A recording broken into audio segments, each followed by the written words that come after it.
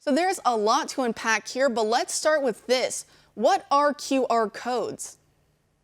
Well, QR codes are those boxes with a lot of little squares in them, and you scan them. And China wants a QR code system for international travel. As I mentioned, Xi Jinping, the Chinese ruler, proposed that at the virtual G20 summit in November. And the problem here is like, who's going to administer this? China will have the ability to get not only health information, but also travel data. And if it doesn't get it legally, it will be able to hack it and it'll be in one place. So it'll be very convenient for China's cyber attackers. So, no, we don't want to do this.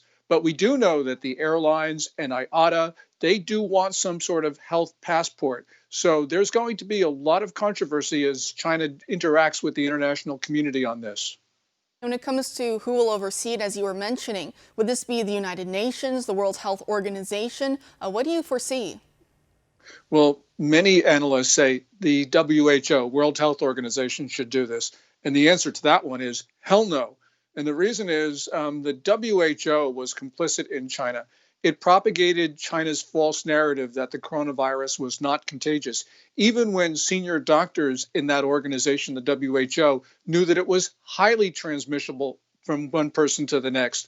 Also, China helped Xi Jinping, the Chinese ruler, force countries not to impose travel restrictions and quarantines. It downplayed the severity of this. This really showed that the WHO and China's regime were working hand in hand. And they are the last organization that we should entrust with a global QR system, which is probably not a good idea in the first place. When it comes to dominating the biotech industry, how exactly would that give China the edge in developing, let's say, biological weapons? Yeah, with more and more DNA, China would be able to, first of all, develop drugs faster.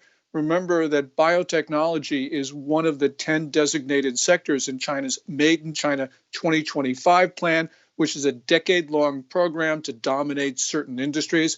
But what we need to be really concerned about is, as you pointed out, China actually doing designer biological weapons to target specific individuals, specific ethnic groups or racial groups.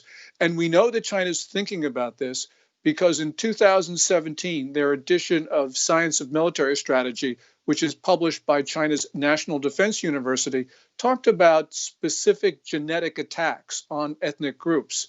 So this is something that they're actually contemplating and which I'm sure they're doing. When it comes down to it, you mentioned how some of these Chinese spy groups, unfortunately tied to the CCP, may be either hacking and in some cases just outright buying American DNA data. Some offers perhaps going around with Ancestry.com, 23andMe. I'm someone who's tested with Ancestry.com. Should I and other customers be concerned? Well, you certainly should be, because what China's been doing is been providing genetic sequencing services to the ancestry groups.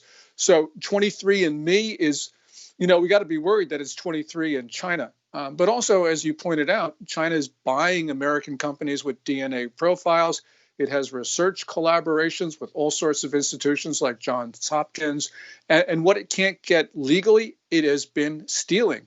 So, for instance, China is suspected to be behind the hacks of Anthem, the second largest insurance company, and that hack was disclosed in January of 2015. There have been other hacks where we suspect China has been trying to get the health data of Americans. And indeed, if you want to find the biggest database of DNA of Americans, you don't look in America, you'd be looking in China.